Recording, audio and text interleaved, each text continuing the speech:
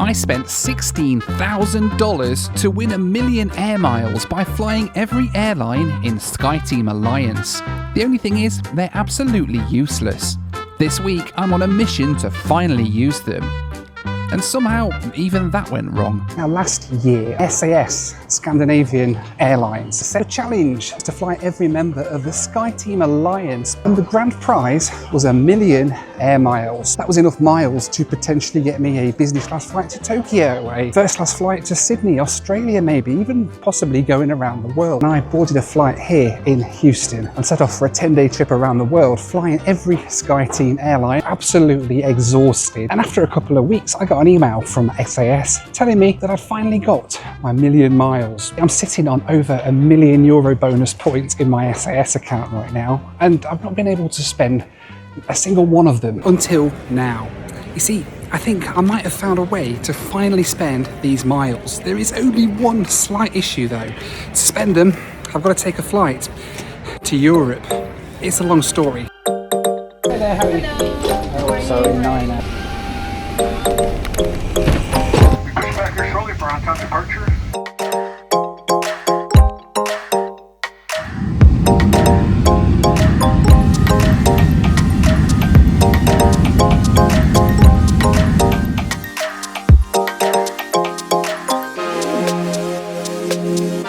As you might have guessed, this is not an SAS plane. It's not even a SkyTeam airline. I'm flying on United over to Europe because it's still the only way that I can get a long-haul business class redemption. You see, here's the thing. I've got my 1 million miles sitting in my Euro bonus account, but I can't use it because a single business class one-way redemption to Europe costs 1.2 million Euro bonus miles. 1.2 million. I've only got 1 million. That gives me 200,000 points short of even a single flight on SAS. And that's not the worst part about this. The whole thing about this 1 million mile challenge was to celebrate SAS joining SkyTeam and the SkyTeam Alliance. We're now 18 months into SAS being a member of the SkyTeam Alliance, and their rewards program doesn't work at all with any SkyTeam partners. I can't book a redemption on Delta, for example, through Atlanta. I can't book a redemption on KLM, for example, or through Amsterdam. The only way I can do it is to spend 1.2 million miles that I haven't got for a single flight. The system is that broken. So here's what the plan is today. I'm using 200,000 of my own miles on United that I've earned through actually flying on United, taking a business class flight across to Europe, Amsterdam specifically, because I'm finally hoping to use some of these miles while I'm over there. At least United will get me there. Thanks, United. So just 8 short hours over the Atlantic, and somewhere in Amsterdam, an SAS plane is waiting for me. Allegedly. Aaron and we are just starting our descent down into Schiphol, Amsterdam airport. We're over the suburb at the minute. Look how beautiful it looks. Get through customs and everything, and then jump on my plane. The plane I've booked with a significant chunk of my 1 million miles.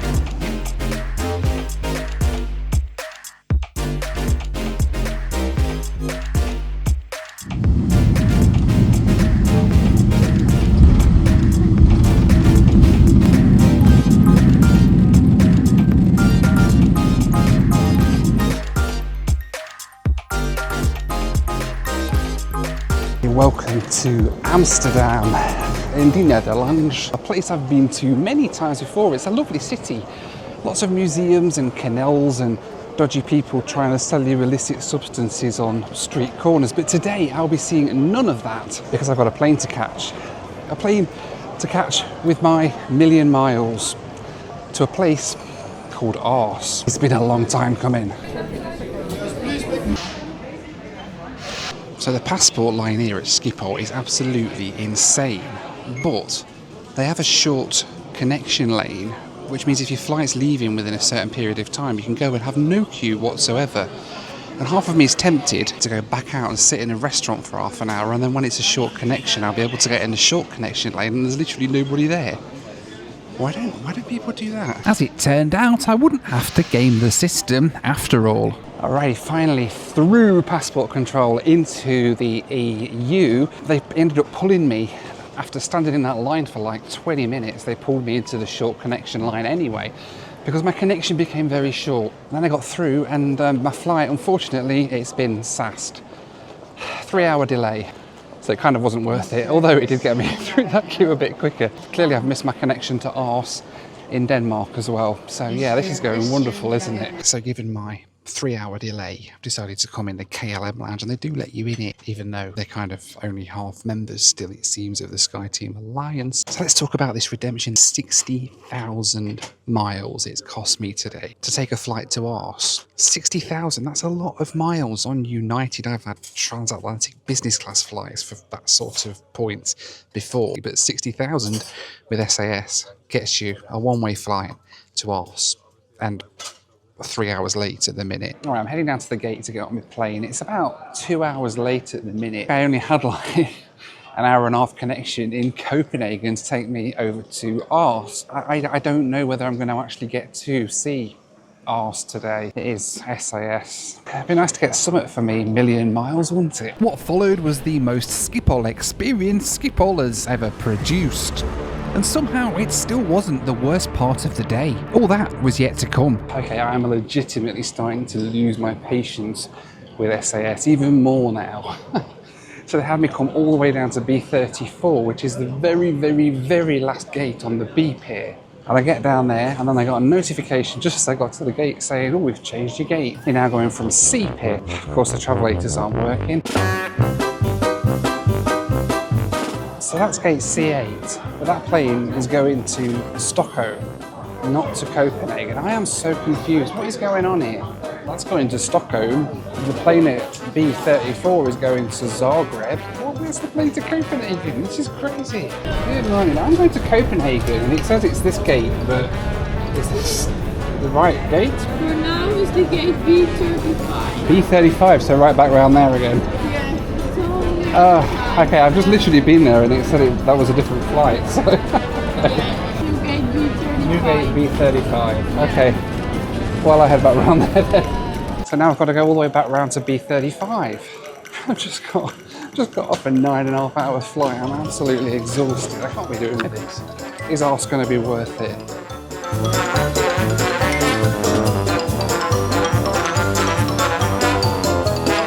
Right, made it back to B35. It now says SAS on the screen. So the Zagreb flight's gone and it's now us. Clearly I've missed my connection to Aarhus at the other end. Hi there. So I have a connection to Aarhus and I just wanted to know what I needed to do because I don't know if I've missed that flight or not. Yeah, so when you get in Copenhagen, because they're already trying to rebook everyone Okay. and miss their connection, so probably by the time that you will land, you might have already gotten an email, and otherwise just go to a SAS counter and they will rebook you there to the And they'll first rebook me on to the next flight up Exactly. to there. Okay, perfect. Yes. Thank you very much. Thank you. Great. So apparently they're going to be rebooking me when I get to Copenhagen onto the next flight to Aarhus, whatever time that ends up being today. We may not even get to see an Aarhus today. Well, would you look what the cat dragged in. A SAS A320neo. Hopefully it's going to take me to Copenhagen and get me to a connecting flight to where I need to be. But finally, it was time for me to get on board an SAS plane. Well, almost. This was SAS, after all. Eventually, though, it really was time to get on board an SAS plane, and it was time to see exactly what they had in store for me. As it would turn out, not a lot. Alrighty then, finally, welcome on board SAS. This is what you get for your 60,000 miles in business class, no less. It's just economy with a middle seat blocked off, surfboard style seats.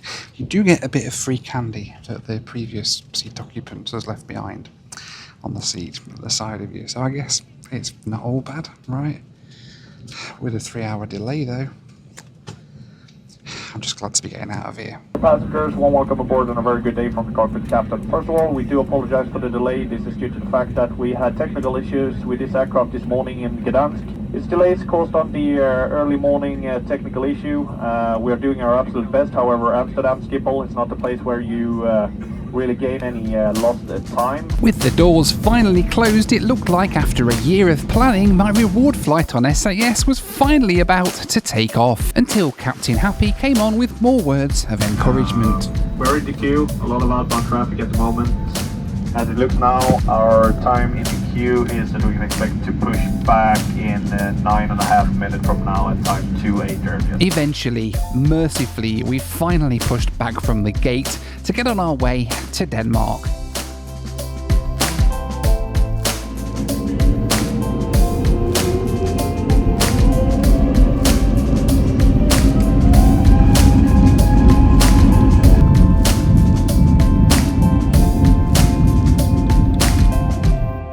So finally we were airborne out of Amsterdam, heading to Copenhagen. Approximately 1 hour and 40 minutes and costing 60,000 miles. I had high expectations for this flight.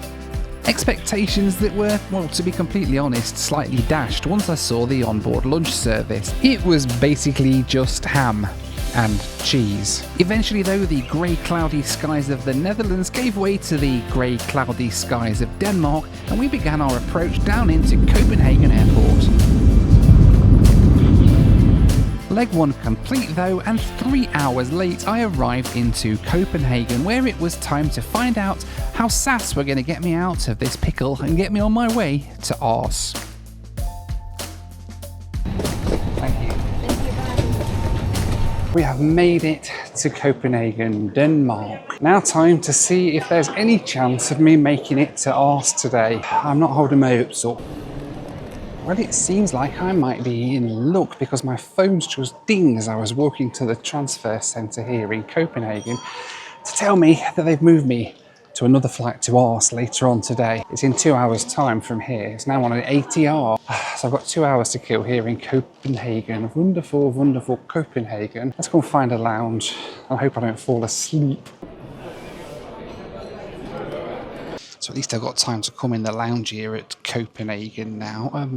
I call this the IKEA lounge. It's very much like sitting inside an IKEA with all the kind of pine furniture and the bits of furniture with weird tables with weird names and stuff. It's all a bit weird, but hey, it's nice. 2 hours, I think, until my flight to Aarhus leaves. This is what you get for your 60,000 miles when you've earned $1 million on SAS. A 3 hour delay on a flight to Aarhus and a ATR to the middle of nowhere, but I am confident we're going to make it to Aarhus today. Absolutely confident. I've got coffee. It's keeping me going bit by bit. I think I'm going to need this intravenously by the time I get there.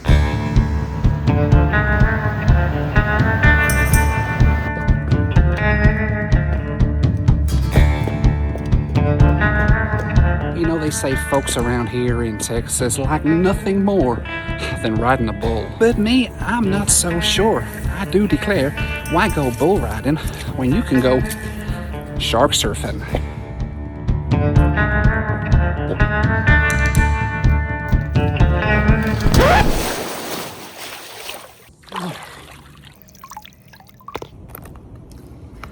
Well, at least my web browsing's safe now. Now, Surfshark might not be able to resurrect my laptop from the dead, but what it does do, and this is actually the reason I use it, is the boring but genuinely important stuff. Every time you connect to hotel Wi-Fi or airport Wi-Fi, or that one cafe in Bangkok where the network's called free Wi-Fi, definitely not a trap, well, your data's essentially out in the open. Anyone on that network can potentially see what you're doing. Passwords, emails, bank logins, the lot. Surfshark encrypts all of that one tap and your connection's private, and whoever's lurking on the cafe Wi-Fi gets absolutely nothing. But it's also much more than a VPN. It also blocks ads and trackers, monitors your email for data breaches, and warns you if your details have been leaked online, which, given how often I'm in airports, is genuinely useful. One subscription, unlimited devices, so it's covering my phone, my laptop, and, well, whatever I end up replacing that with. Head to surfshark.com/Noel Phillips or use code Noel Phillips at checkout and you'll get 4 extra months free. 30-day money back guarantee, so if you hate it, you get your money back. Links in the description. Alrighty then, time to head down to the gate because there is a plane leaving to Aarhus with my name on it, hopefully, if it's not been sassed and running 3 hours late. It was a CRJ and I think they've put me on an ATR now. Story of today, really, isn't it? CRJ or not, it was finally the moment I'd been waiting for. Time to board my flight to Aarhus. Now, I'd expected a bus across to the plane to be the final disappointment of the day, but as it turned out, I didn't even get that luxury. Just a rainy walk across the apron to an even more miserable looking aircraft. So here we are then, business class on the ATR, 2 seating, no blocked middle seat, no snack, 60,000 air miles. 60,000 miles! Still, as we pushed back from the gate, I was really looking forward to seeing the beautiful scenery of Denmark from above.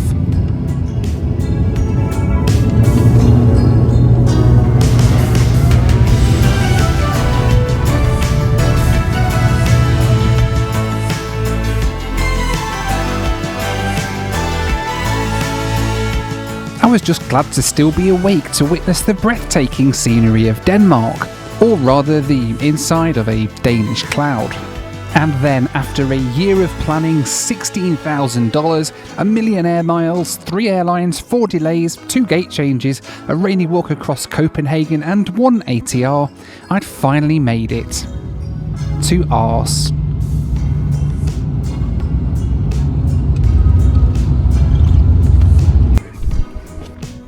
Honestly, on first impressions, Aarhus was everything as bleak as I'd imagined. Cold, windswept and grey. I was just hoping it would be a little bit better when I got into town. Hi. Thank you. Thank you. So the Radisson Blue in Aarhus? Thank you. Thank you. Thank you.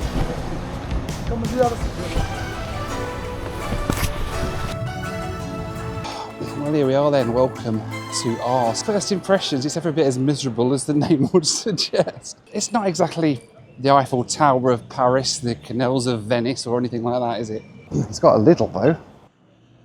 On the way in last night we did drive past an Aarhus kebab and I was tempted to try an Aarhus kebab. And then I thought maybe that doesn't sound as nice as it seems. As it happens, Aarhus does have one footnote in British history. In 1944, the RAF sent mosquito bombers here to destroy the Gestapo headquarters at the university. They called it one of the most successful precision raids of the entire war. 80 years later, we sent me on an ATR, 3 hours late. So, well, this is what you get then for your million SAS miles.